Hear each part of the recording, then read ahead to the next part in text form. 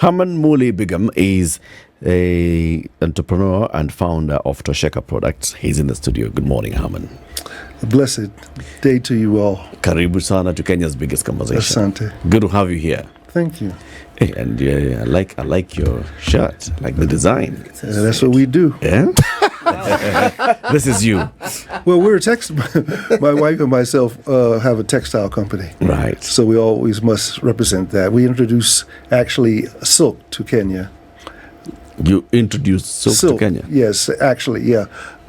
Erie silk, a particular type of silk that is similar to cotton, but much more ecologically beneficial. Okay. Does it come from the same silkworm? From the Erie or is it silkworm. synthetic? Oh, no, we don't do synthetic. Everything's natural. Right. Yes, sir. Very nice. It's called an eco-friendly textile company. Textiles actually are one of the leading causes of environmental pollution. Yep. Yeah. To welcome you to a conversation. Thank you. C.T. Muga has the day's proverb. This week's proverbs are from the Gabonese Republic, otherwise known the country of Gabon. Yes. Okay?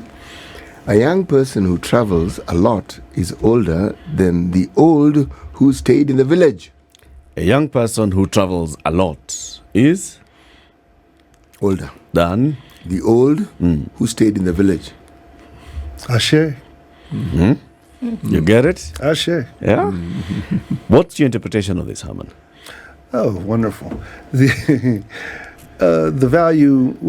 value of exposure and how knowledge is gained through exposure and keeping your, eyes on the prize. A perfect example for me is always history. George Washington Carver, who was the greatest botanist in the history of the U.S., often talked about observation, and they wondered how he did the marvelous things he did in science and technology, and has vision for the future of biology and botany, and his 200 plus inventions. And he said, well, the plants talk to me. That means observation, everything that we have and have done and will do is a reflection of nature. And he understood this, and that's why he became such a genius. So referring back to the comment, it's about observation, meaning intense observation is what led him to do what he did. And for a young person who has that exposure and also is a good observer, they could certainly learn more than an MZ like myself who's in the village. Who just sits in the village, doing nothing much. Right. It is said that the primary source of data collection is observation. Yes. In terms of scientific studies, they even have observational studies where you observe, you look, as I would say, and see. Yeah. But everyone who looks doesn't see. That usually is the problem, yeah. People look, But they don't see. but they don't see. No. Okay. So, The African Heritage House. yes, sir. We know the African heritage from the late Donovan and the work that he did, Yes. and putting up this house. But there are many people who don't know it. Oh, my God. First of all, what's your association with or interest with the African Heritage House? Well, I'm an African from the U.S. I'm an MZ, and much of my life has been dedicated to appreciation and sharing of the power of African culture. In my later years, I took off from work, and I did like 13 years as a developer and producer of exhibitions of African art. Have managed many collections. I've had 3 million people in the U.S. see our exhibitions, my organization's exhibitions, which I mounted and carried throughout the United States. And the responses I got were like written dissertations. I mean, anyone who does public events and who always try to get feedback. Well, everyone who's done it knows it's hard to get feedback. But the impact of these exhibitions and putting our people in touch with their culture was revolutionary. And it was revolutionary for two reasons. One, because African was doing it, because Europeans had totally colonized African culture material. And secondly, the way in which we did it. We started out in a local museum, a local school, a local library in Philadelphia, my hometown, where there was a very impoverished area. And we wanted to bring it to the people, even though we were talking about world-class art.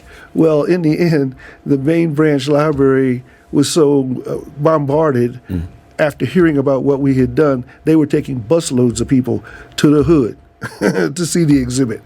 So there's a power. One of the things I really want to emphasize is the power of our culture, and and the impact it can have on our impact it will have and can have on our daily lives and our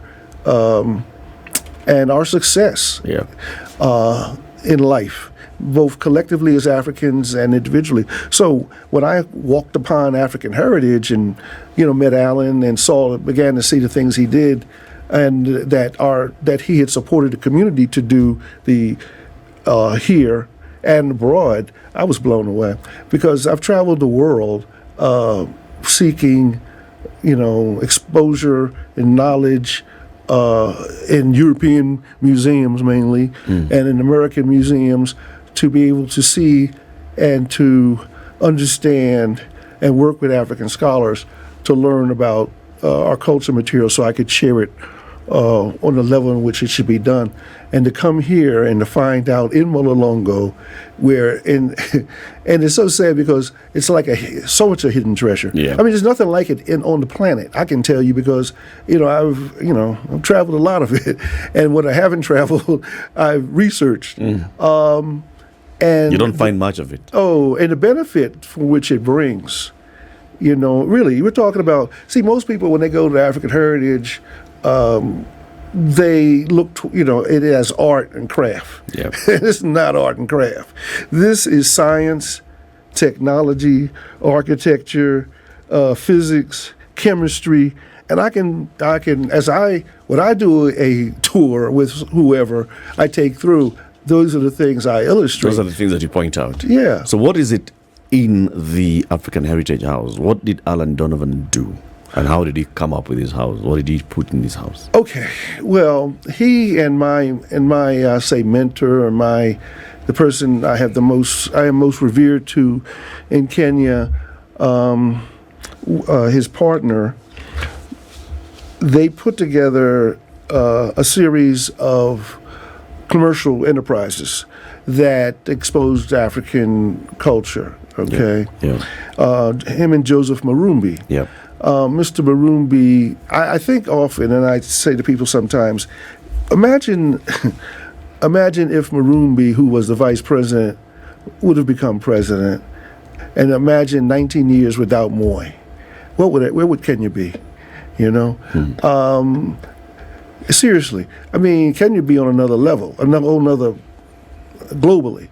But so it's important that these men and these people and what they did be understood, appreciated, cherished, and followed. Okay, so how they first did a series of commercial enterprises, and then Alan decided to do this home museum, and which has about 6,000 so-called objects of African culture. And he kind of very much did it personally and to a large extent on his own, if you know what I'm saying. Meaning he did the design, he managed the construction, I'm also, another thing that endears me to what he did is I'm a builder, in the U.S. So I've built major cultural institutions. I've been the manager and director of major cultural institutions that I didn't build. I built a $6 million performing arts center in Philadelphia that I financed, built, conceived, from nothing, okay, for my community. It's called Allende, which had a profound impact. So I know what it took for Alan to do what he did. You know, I mean, when I see what he did, other people, when they see it and it's like magnificent. Yes, it is. But when you know what it takes to do it, you know, in terms of the management and everything else. Also, I managed a similar cultural facility in the U.S. That was dedicated for the same purpose as his, which was the preservation and exposure of the traditional work of the nomadic people, like the Pokot, Rendili, Maasai, etc., who were the original ecologists, by the way. You know, we have this, you know, major program downtown today, you know, dealing with climate change. Well, that's what I'm saying about the culture. And we are taught that the Europeans are the ones who are, you know, the ones who've, you know, acknowledged the people who've done the most damage to the earth are now being credited as the ones who are the most sensitive to ecology, which is see, if you don't know your culture, people can feed you any nonsense. And that's pure nonsense. Because you spend some time with the Rendili and the Samburu, you'll see. We've often spoken of the preservation of culture. Yes. But I think that has been a almost single-minded, single-cased view. And I think that the preservation of culture then must also be accompanied by the preservation of knowledge, the preservation of information and data that was there many, many years ago.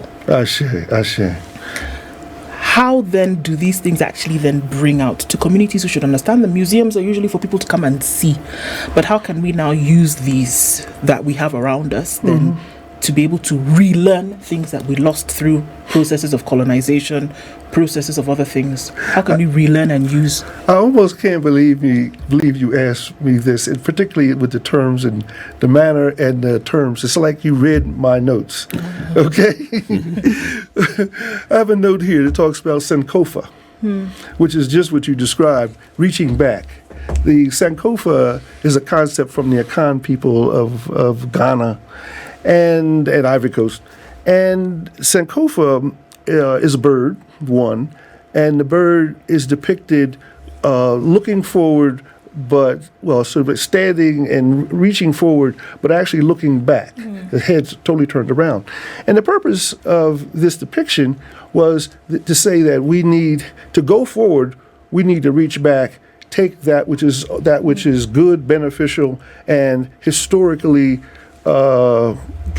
time-tested and proven to work, like the maturation of young people and teaching them about how they should live, how they should interact with each other, how they, as adults, what their roles and responsibilities are. Those are the kind of things that we bring out in our presentation of exhibitions of our culture material. It's not about art. That's why I always say that, because it's about reaching back, seeing what's valuable, and taking it, amplifying it, modifying it for today, and taking it forward. Now, a commercial or economic example is what's called mortabayeni or neem. Neem, grows there's more neem or mortabayeni in Africa than there is in all of India. But because of what you said, the brainwashing by the West and the Europeans, whose population now uses 60% of the population, they use natural botanicals. But they told us, this is voodoo. This is, backwards. But 60% of them use it, okay? Now, that's in Europe and America. Whereas Neem, or mortabayeni, is $1 billion a year enterprise in India. So now, we're talking economics and culture. Yeah. See, it's seldom are they linked.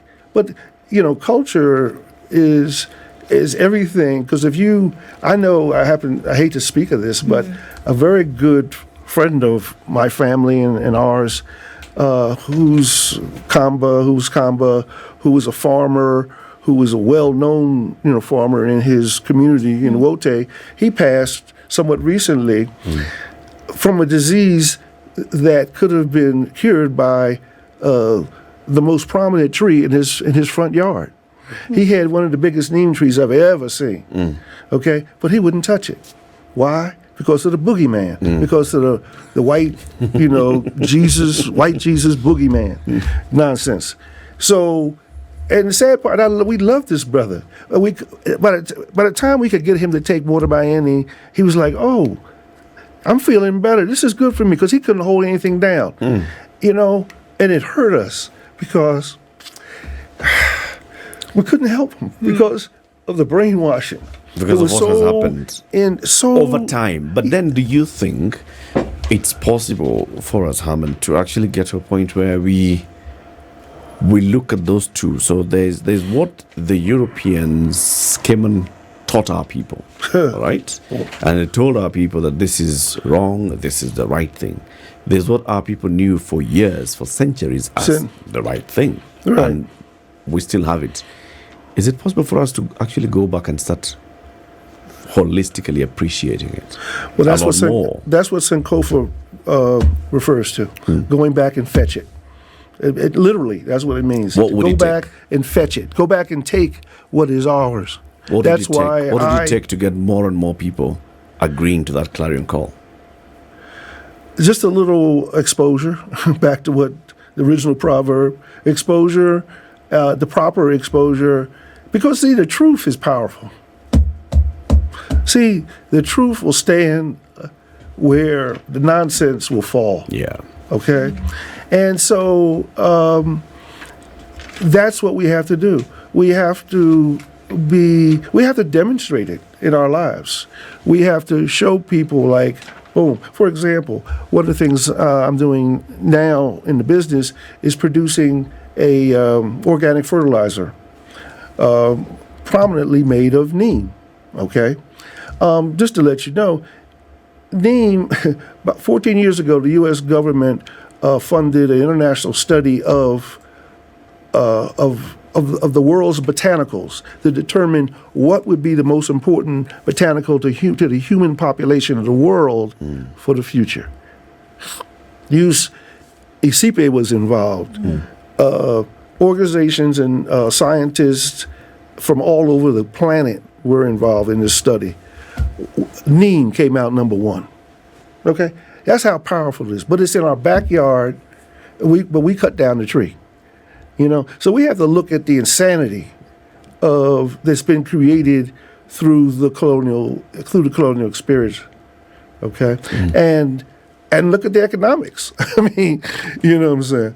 Because without us, the same thing about this. Like this right now, there's a war in Europe, and all of a sudden, there's a country we never heard of, which is supposedly be the greatest exporter of grain, fertilizer, Now, I never heard of this damn country before. You know what I'm saying? I heard this name, but I never heard of it any prominence, right?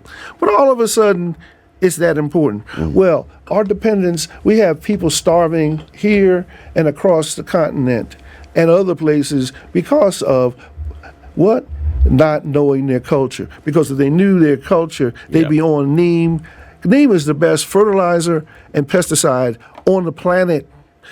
Example, I did a program on BBC a year and a half ago regarding the locust. Remember we had locust? Yep. Yes. Oh God, the locust. What were the people doing? Taking cooking pans and beating them with a stick.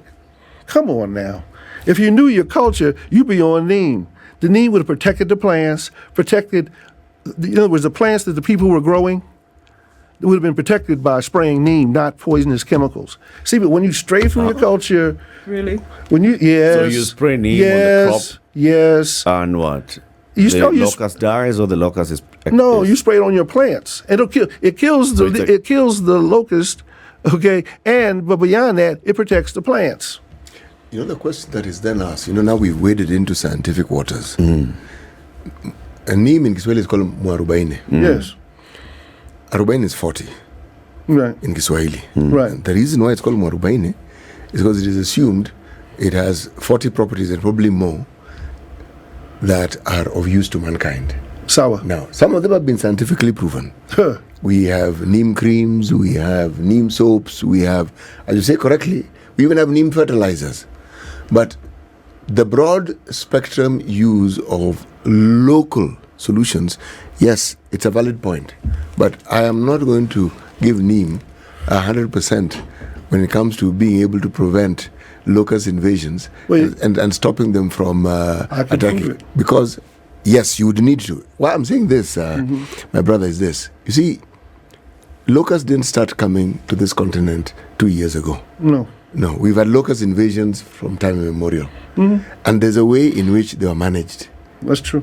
Now, not every place in, for instance, Kenya has neem trees.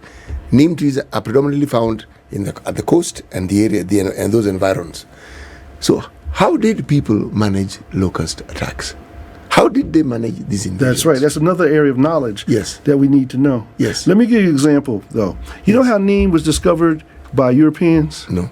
In Kenya? No. A German back in the 50s, he discovered it. Quote, discovered. Quote, unquote, discovered. Never mind that there were people there Discovered. before. Of course, Yeah, right? okay, yeah.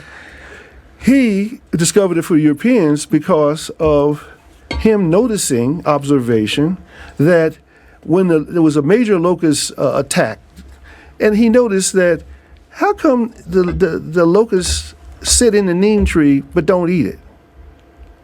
That's how it became. That's how Europe became aware of neem. He then did the science. He then and wrote many books on the subject. But just to show you about that, let's get back to African Heritage House. Yes. And its issues, because I don't know how much time we have.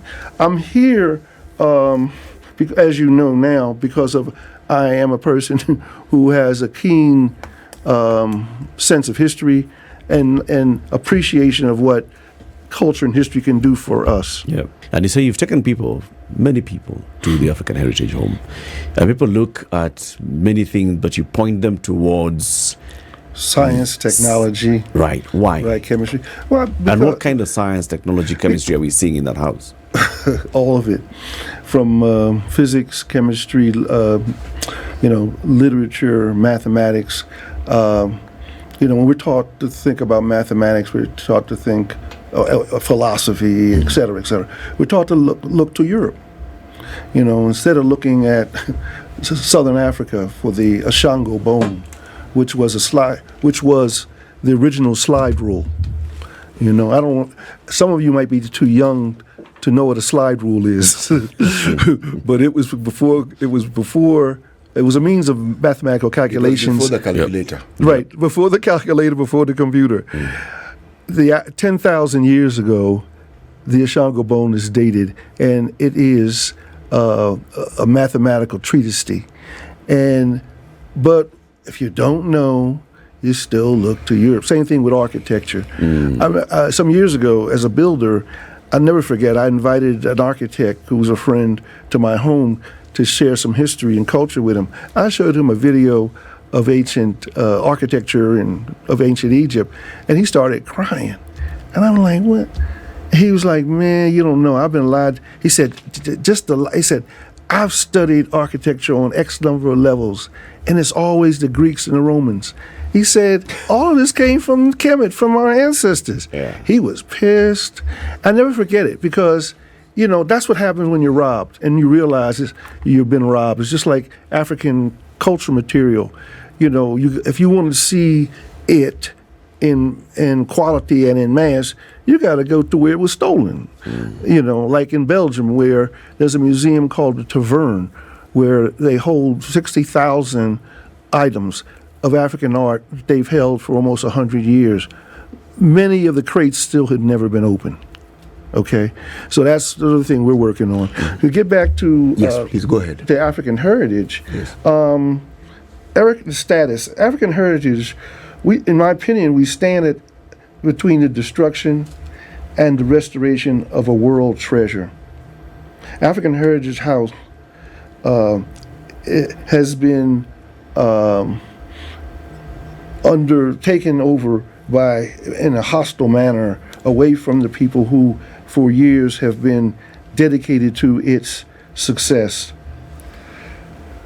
When Alan died now a year and a half plus ago, a word went out from the staff that one, he died, two, there was a need for support.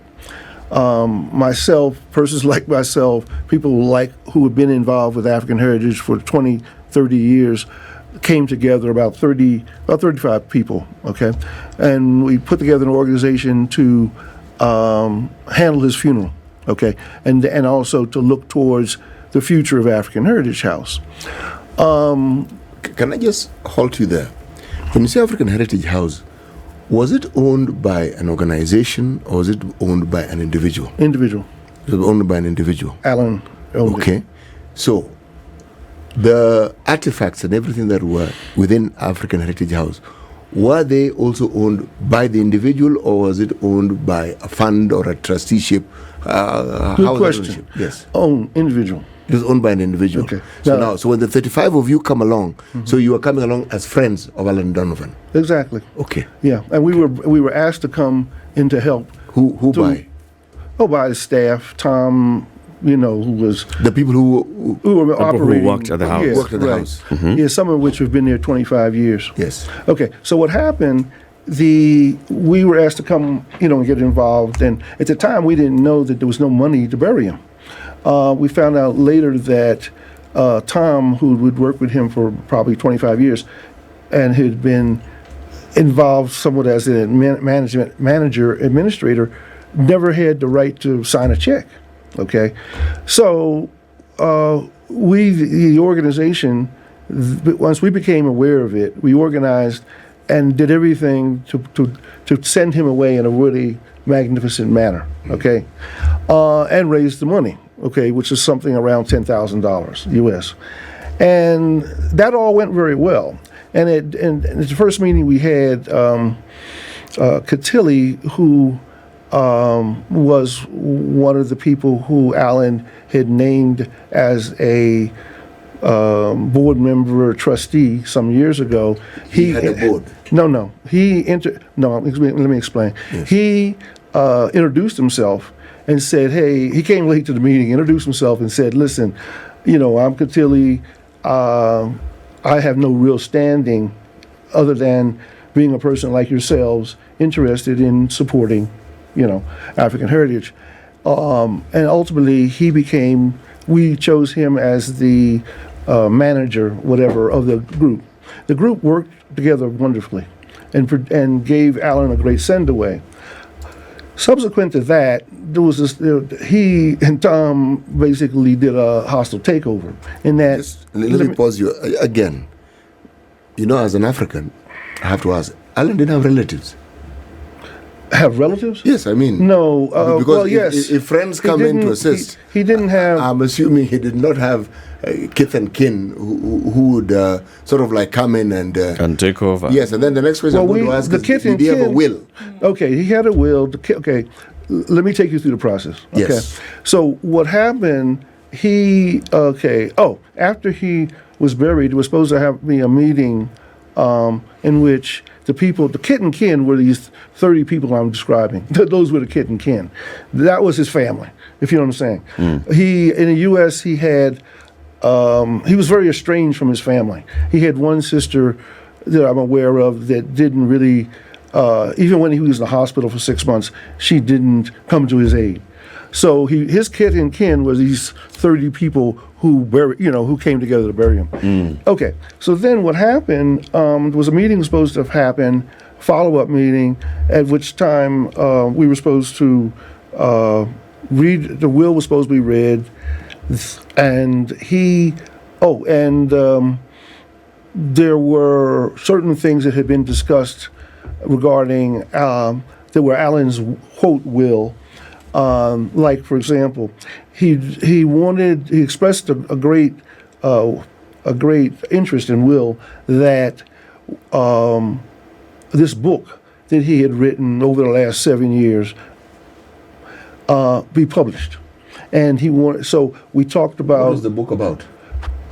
Interesting. Mainly African women deities and people of high rank. Yeah. I've previewed the book with him and actually made some contributions. Anyway, the point is that So he wanted the book published. it wasn't, of course. One of the will one One of the things he really wanted to see happen. Yeah. Of course, he had a will. Okay, and the will named several people: Cotilly, Tom, Margaret, certain people as being the trustees. It named Tom as being the executor. Right. Now, to become an executor, you have to apply to the local government. So even though in your will you choose an executor, the executor has to be acknowledged. They've got to get the and power from. Yeah, and and accepted and certified. Anyway, the same thing. Back to your question about was there an organization. 4 years ago, Alan made a proclamation at a meeting, an event that he hosted, and he introduced. He told the crowd that I am having a trust set up and I'm having a board set up, and he introduced the people who were going to be principals in that. That never happened.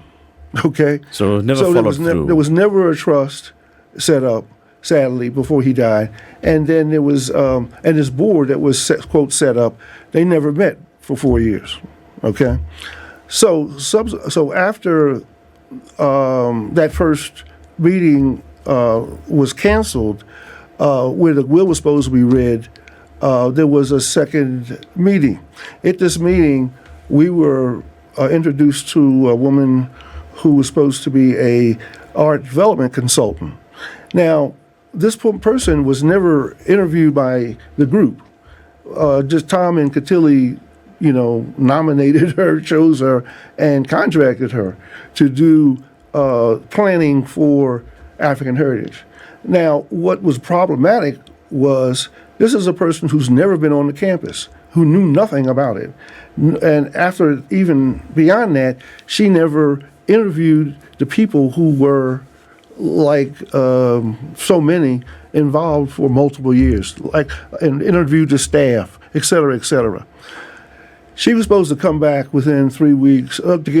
She was supposed to be taking in our input and then coming back within 3 weeks and giving her, overall analysis. This never happened.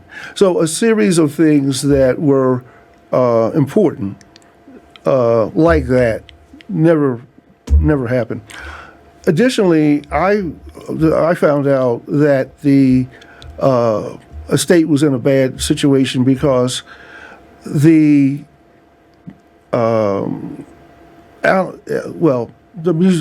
call it the African Heritage House has never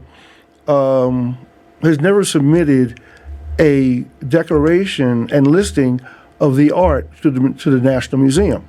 The National Museum it actually saved African Heritage House from being destroyed because of the train track, issue. So National Museum nominated African Heritage as a national monument. Yep. So it was held as a national monument, which saved it. Now, but Alan never followed through, nor did the museum, to be able to provide to them the information as to what these 6,000 items were. Not even 100, not even a list of 100 was provided. So, and all these things is because Alan wasn't doing it. Right. Because it was Alan's home. Right. It was his private property. Much as he was engaging with the National Museums and all, he never at any point signed up anything with the National Museums of He did. No, he did. Did he? Oh, yes, And what absolutely. did he sign up? Absolutely. I have a copy of it here. What was that? No, it's the National Museum and Heritage Act. This is for him to get the protection of becoming a national monument. with the protection of But the it doesn't museum. list what is being protected. It doesn't say whether it's a the art- house plus the no, it artifacts does. inside. Everything's here. It's So a- there's a list then. Yeah, no, it's a list of what's supposed to be. In other words, the art's protected, the building's protected, Yeah. the content's protected, but there's no list of contents All right. of So the actual art contents. do you know why that didn't happen? Well, that's one of the problems that we've been addressing. I put together an ad hoc group of those 30 people who had initially met, who've worked with African heritage for years, and that's what we have been trying to get sorted out. Also, Alan had just sold a major property in the U.S. because prior to Alan leaving for the U.S., he had tried to sell the property, actually, okay? And that was like two and a half years ago. Now, one, it was illegal for him to sell it without giving notice to the museum, okay? Can you actually sell a national monument? No. No. What was he selling? No, you can sell it. I mean, I take it back. You can sell it. He was selling the property, the building, the property, the art, everything. The African Heritage House. It is, absolutely. But you see, once something is designated a national monument, in essence, you can't actually own it Well, let me just... as an individual. That's, Okay. that's what I'm trying to understand. Okay, let me Yes. explain. If he signed off, then he has signed off that this now belongs to the people of Kenya. Yes. Okay, To be but managed by the National Museums of Kenya. Okay, so let me read to you what it says specifically. Okay. Basically, that the documents basically say that if the person who owns it wants to sell it, they must offer it to the National Museum first For first refusal. for first right of refusal. Right. He didn't do that either. And he, in fact, there's he bought 2 full-page ads Advertising advertising to sell it. Yeah. Okay, but anyway, the point is, so there were many things that were problematic. Was there a buyer before he died? Of myself? You bought it. No, Okay. no. there We a were bu- negotiating for about a year. So he hadn't signed off. No, The sale no. of We his hadn't property. come to an agreement. But he wanted. Well, put it this way. He expressed. Okay, this is what happened. I went to see him because I heard that things were in very dire states economically. Electricity was cut off, et cetera, et cetera, et cetera. Yeah. And so I said, then what could I do to help? Because he knew my background. And he said to me, well, Mooley, at this point, the only thing you can do to help is to buy it. And I was like, whoa, I didn't come here for that. Yeah. I came here to volunteer. But there's something I'd like to understand because I grew up hearing of African heritage from the earliest times, from when it was situated along Kenyatta Avenue. The significance of Heritage House and its relevance to the history of this country. Yes. It's monumental. Yes, the national museums would not have sought and would not have gone to the process of making it a national monument if it didn't have cultural or Of historical course. significance. Absolutely. Okay. Now, as things stand, Yes. whatever it is that is national or is a monument. of African heritage, Yeah. it is still intact. Because What if- is what intact? I'm not sure. not the building, everything that is The intact. artifacts Because- inside. Well, because- let me explain. Okay, Yes. now let's talk about that. Okay. The reason I'm here is that, one, as I said, there's a group. We met as a group. We worked as a group. We worked well as a group, and then all of a sudden there was this hostile takeover, and this hostile takeover has continued for the last 2 years. And the group of people who have been the longstanding supporters of African heritage have been totally Sidelined. sidelined. But Bully, Let me finish, What are they please. taking over? I have to ask this Let- question because I if they're have taking this. over, what are they taking over? Let me okay. Yes. Okay. One, they took over. They said their position was, we are the trustees. Of course, you can't be a trustee unless there's a trust. There was no trust. Okay. Okay. So, and in his will, he said he wanted, if I die before there's a trust set up, I want the trust to be set up in either of these names. I did research 5 months ago, and at that point, there was no trust set up.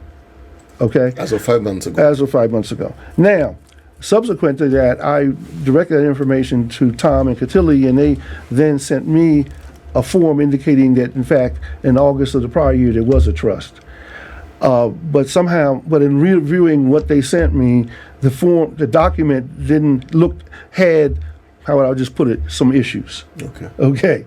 So they basically took over because, in my opinion, they had some ulterior motives. Because how can you look to run something as absentee landlord, if you know what I'm saying? How can you take 30 people who have dedicated their life, who've grown up there and have dedicated and have stated that they stand to maintain and develop this facility, and thrust them away? And that's what exactly they did. Now, where it stands now is I took these issues and many other, well, for example, you asked about the art. There's been major art stolen, okay? And what troubled me most was that, one, it was stolen, two, the lack of follow-up. I confronted, when I found out about the art that was stolen, I contacted Tom, and I asked him, I said, well, have you reported it to the police? Who's Tom? Tom is the person who worked with Alan for about 25 years. He was the driver. It's like a personal assistant. Personal assistant, exactly. Okay, so now it's the same personal assistant who didn't have the right to sign a check so that he could get money out of the account. So subsequently what happened, we have put pressure on them to be accountable in regards to the artwork. For example, when his artwork was stolen, Tom did not contact the police or the museum, which is required, in a timely manner. In fact, I don't know if the museum ever got notice, all right? And we're talking about some very important artwork, okay, by a master artist, all right? So the fact that you'd had to have a record of no contents of what is there is extremely troubling. So I brought all this to the National Museum. It took 7-8 months ago, I contacted the director of antiquities. This is the same person. His name is Frederick. Last name, okay, I'll give it to you. But anyway, he's the director of antiquities and monuments. Yes. So it took me 4 months to meet him. After meeting him and me reviewing all the issues that and the contract breaches in which exist between African Heritage and the museum, and the museum has a fiduciary responsibility to protect the cultural property of the nation. He says to me, this is a real problem. I'm going to follow up on it. Okay. 3 months later, we had a second meeting in which the director, the overall director of the museum, who's I'm trying to remember his official. Okay, yeah, his official designation is Director General. He was supposed to be at the meeting, but he had been copied on all of our complaints. Right. Well. Let me cut you short because we just have about 45 seconds to conclude this conversation. What I'm hearing here is that there's a battle for control. And there's a group of two. And then there are people who are listed as executor and all of the last will and testament of the late Alan Donovan. Mm-hmm. The 30 of you, what's your legal standing? We are the conscious of the arts of culture, of arts and culture. That's our legal standing. You're essentially friends of Donovan. You're friends of Donovan. We're friends of African Heritage. But okay, so the bottom line situation is, I'm here to challenge the museum because in the end the museum did not pledge to do an investigation of of our charges and issues and the stolen art and all the other stuff. And the hostile takeover, but they haven't done it. And so I'm asking the audience and the public to contact the Minister of Culture and sports, and also the board members of the museum.